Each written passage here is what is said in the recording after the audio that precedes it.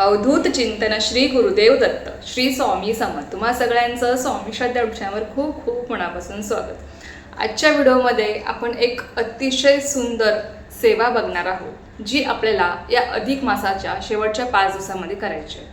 बघा, जेमतेम आता 5 ते 6 दिवस बाकी आहेत आणि संपूर्ण अधिक महिनाभर आपल्याकडनं जरी कुठली सेवा घडली नसेल, ते पारायण घडलं नसेल, नामस्मरण घडलं नसेल, पण या 5 दिवसामध्ये तुम्ही जर ही सेवा केली तर नक्कीच तुमच्याकडनं ही जी काही सेवा घडणार आहे या सेवेमुळे तुमच्या सगळ्या इच्छा पूर्ण होतात। या सेवेमुळे तुमच्या आयुष्यातील सगळे प्रश्न सुटतील, तुमच्या सर्व इच्छा पूर्ण होतील। नक्कीच मनापासून पूर्ण श्रद्धेने ही सेवा करण्याचा प्रयत्न करा। बघा, हा अधिक महिना भगवान विष्णूंना समर्पित आहे म्हणून आपण याला पुरुषोत्तम मास असं म्हणतो। हे सगळं तुम्हाला माहीत असेलच। आता या अधिक महिन्याचे शेवटचे जेमतेम 5 ते 6 दिवस बाकी आहेत।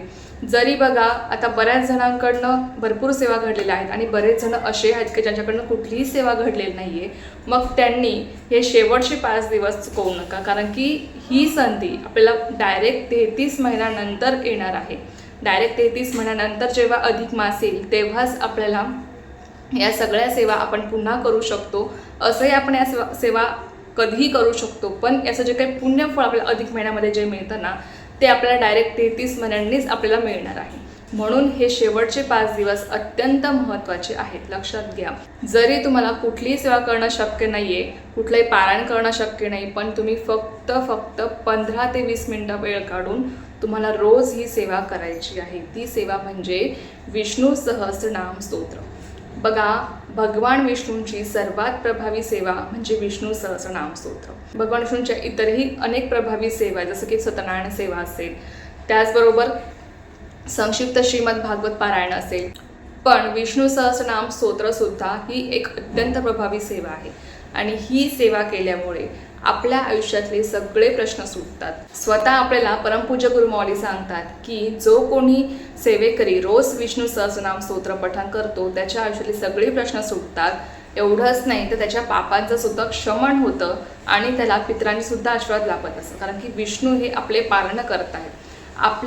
आपण जेवढी भगवान विष्णूंची सेवा करतो ना, तेवढा आपल्या पितरांना सुद्धा सद्गती लाभत असते, ते सुद्धा संतुष्ट होत असतात आणि त्यामुळे आपला पितृदोष असेल, आपल्या कुंडलीतला राहू दोष असेल, त्याचं निवारण होतं जेव्हा आपण रोज विष्णू सहस्त्रनाम स्तोत्र पठण करतो। आपल्या कुंडलीमध्ये इतर कुठल्याही ग्रहांचे दोष असतील ते निवारण होत असतात फक्त आणि फक्त विष्णू सहस्त्रनाम स्तोत्र पठण केल्यामुळे। त्याचबरोबर चांडाळ योग आपल्या कुंडलीमध्ये असेल, त्याचबरोबर इतर कुठली तुम्हाला बाहेरची बाधा असेल ती सुद्धा नष्ट होते विष्णू सहस्त्रनाम स्तोत्र पठण केल्यामुळे। खूप फायदे आहे विष्णू सहस्त्रनाम स्तोत्राचे। बघा, या अधिक मासामध्ये अनेक मंदिरामध्ये भगवान विष्णूंच्या विष्णू सहस्त्रनाम स्तोत्र सामूहिकरित्या पठण झालेलं आहे। 108 पाठ याचे झालेले आहेत। पण ज्यांच्याकडनं अजूनही कुठलीही सेवा घडली नसेल त्यांनी शेवटच्या 5 दिवसामध्ये फक्त तुम्हाला जेव्हा वेळ मिळेल या 5 दिवसामध्ये तुम्ही रोज 5 पाठ याचे करू शकता, किंवा तुमच्या आता तुम्हाला शक्य असेल तुम्ही 11 पाठ करू शकता। रोज सकाळी 1 पाठ करा, संध्याकाळी 1 पाठ करा, असे तुम्ही 5-7 दिवसामध्ये 11 पाठ करू शकता। मग बघा, तुमच्याकडनं जेवढे शक्य होतील विष्णू सहस्त्रनाम स्तोत्राचे पाठ करणं या 5 दिवसामध्ये तेवढे करण्याचा प्रयत्न करा, कारण की या सेवेमुळे तुम्हाला तेवढ्या पटीने अधिक पुण्य फळाची प्राप्ती होणार आहे। त्याचबरोबर तुमच्या इच्छा पूर्ण होतील, त्याचबरोबर तुमच्या आयुष्यातील जे काही संकट आहेत, दुःख आहे, त्याचं निवारण होईल। तुमच्या कुंडलिकेमध्ये राहू दोष असेल त्याचं निवारण होईल।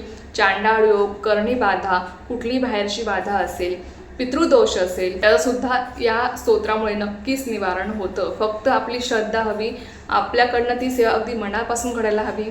विष्णू सहस्त्रनाम स्तोत्र हे अत्यंत प्रभावी स्तोत्र आहे आणि ज्या घरामध्ये भगवान विष्णूंची सेवा केली जाते अर्थात तिथे मातालक्ष्मीचा सुद्धा अखंड वास राहत असतो। मातालक्ष्मीला तिथे आमंत्रण द्यावं लागत नाही, ती आपसुकच तिथे वास करत असते। आणि लक्षात घ्या की हे विष्णू सहस्त्रनाम स्तोत्र असं आहे ना की यामुळे आपल्या आयुष्यातले सगळे प्रश्न सुटतात। तुम्हाला कुठलाही प्रश्न असू द्या, तुम्हाला कुठलंही दुःख असू द्या, कुठलंही संकट असू द्या, त्या संकटांचं, त्या दुःखांचं, त्या अडचणींचं नक्कीच निवारण होईल फक्त आणि फक्त या विष्णू सहस्त्रनाम स्तोत्रामुळे। आता तुम्हाला या 5 दिवसामध्ये कुठलीही सेवा करणं शक्य नाही, तुम्ही फक्त ही एकच सेवा करा, ती म्हणजे विष्णू सहस्त्रनाम स्तोत्र। नक्की करण्याचा प्रयत्न करा. तुम्हाला जेवढे शक्य होतील त्यांचे पाठ करणं तेवढे करण्याचा प्रयत्न करा. स्वतः आपल्या परमपूज्य गुरुमुळे सांगतात की रोज प्रत्येक सेवेकाने विष्णू सहस्रनाम स्तोत्र पठण केलं पाहिजे. पण लक्षात घ्या, आपण सगळेजण बघा, आपल्याला सगळ्यांना खूप कामं असतात, आपण सांसारिक माणसं आहोत, आपल्याकडनं रोज हे पठण होईल असं नाही आहे. पण बघा, काही काही जण आहेत की रोज पठण करतात, बरेचसे सेवेकरी आहेत की रोज हे स्तोत्र पठण करतात. पण बघा, आपल्या सगळ्यांकडनं हे स्तोत्र रोज पठण होईलच असं नाही. पण आता हे शेवटचे जे 5 दिवस उरले आहे अधिक महिन्यातले, या पुरुषोत्तम मासामधले, ते अत्यंत महत्त्वाचे आहे भगवान विष्णूंच्या सेवेसाठी. जरी तुमच्याकडनं महिनाभर कुठली सेवा घडली नसेल, पण या शेवटच्या 5 दिवसामध्ये तुम्ही जेवढी सेवा कराल ना, तुम्हाला त्याचं अधिक पटीने पुण्यफळ मिळणार आहे.